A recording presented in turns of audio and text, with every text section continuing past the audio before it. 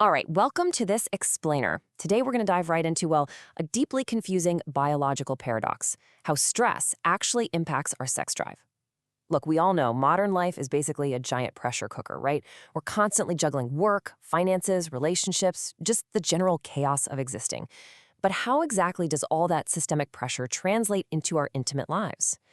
Well, it turns out human biology doesn't really have just one standard response. The way our bodies react to stress behind closed doors is super complex. It depends heavily on our individual stress response types, how long the pressure actually lasts, and, our overall physical state. It's this fascinating push and pull. So, let's break down exactly what the source data tells us about this whole paradox. So I want you to think about this for a second. Think about your own life. When the deadlines are looming and your to-do list is literally a mile long, does stress make you want intimacy more or does it make you want it less? You probably have an immediate answer, and you might even assume everyone else operates the exact same way. But here's the secret that immediately validates so many personal experiences. Both of these reactions are completely normal. Seriously, there is no broken response here. When we look at the data, we see two primary yet completely opposite directions the human body can take when placed under pressure. Let's look at the first one. Section 1. When stress lowers libido. Right, so according to the research, a drop in libido is actually the most common reaction to pressure. And to understand why, we've got to meet the main culprit here, cortisol.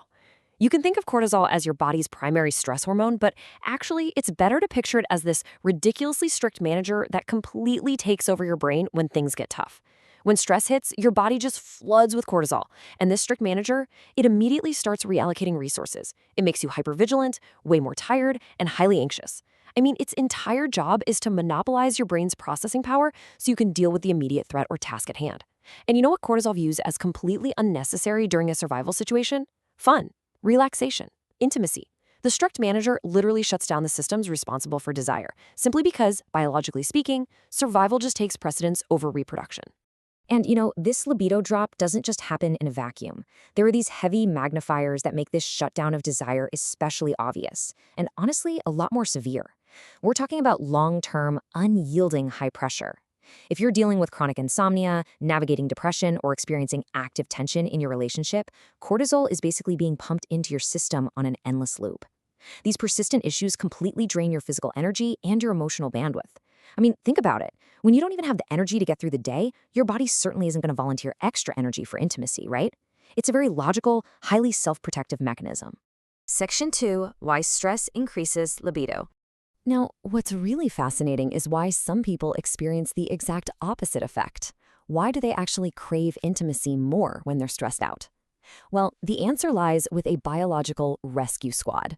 Intimacy, physical touch, climax, they all trigger a massive release of a totally different set of neurochemicals. We're talking specifically about dopamine, oxytocin, and endorphins. Dopamine is your reward and pleasure chemical. Oxytocin, that's the bonding, safety, and comfort hormone. And endorphins are basically your body's natural painkillers and stress relievers. So for the people whose desire spikes under stress, they aren't necessarily craving sex itself, they're subconsciously seeking out this biochemical rescue squad. They're using intimacy as a really powerful mechanism to find comfort, force a moment of temporary relaxation, or just regain a sense of emotional control when the rest of their world feels completely chaotic. Section 3. The mind-body disconnect. So we've got the libido drop, and we've got the spike. But the source material highlights what's arguably the most confusing situation of all, which is the complete disconnect where your brain and your body are just sending totally conflicting signals. We're looking at two contrasting scenarios here. On one side, you have the mind willing, but the body is completely unable. Your brain might desperately want that connection and that release, but your physical body is just exhausted. The cortisol has drained you so much that physical responses, like getting an erection or natural lubrication, simply fail to happen. The physical fatigue completely overrides the mental desire. But then, on the flip side, we see the exact opposite. The body reacts, but the mind remains completely numb. You might actually experience physical arousal, like the mechanics are working fine, but emotionally, you feel entirely empty. You're just totally disconnected from the whole experience. This mismatch is a classic hallmark sign that stress has completely scrambled the communication lines between your nervous system and your emotional centers.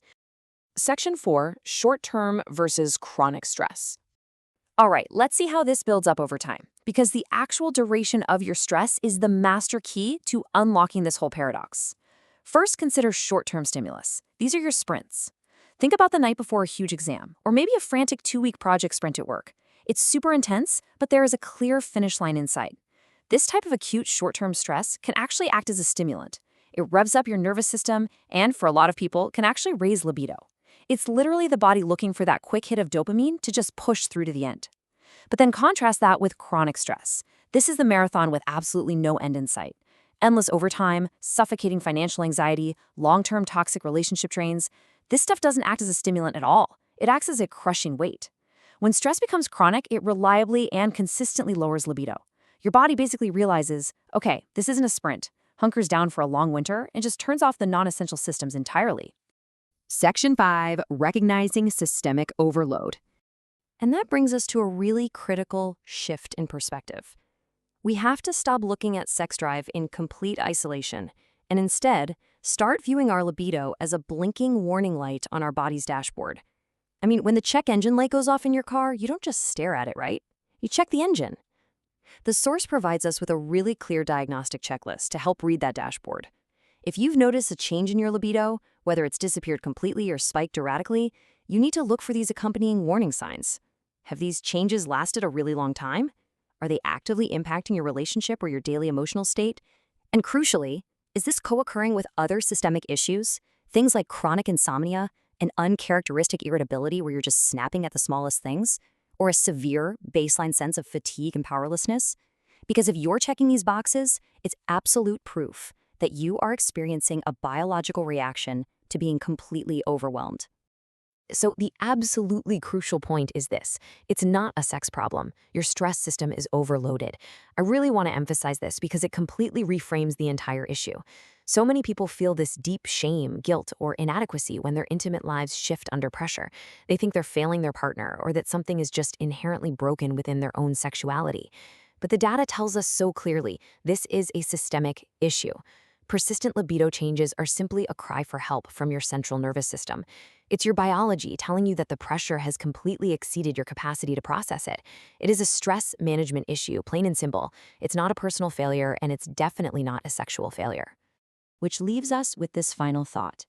Take a moment to look at your own life, your own fatigue, and your own shifts in desire.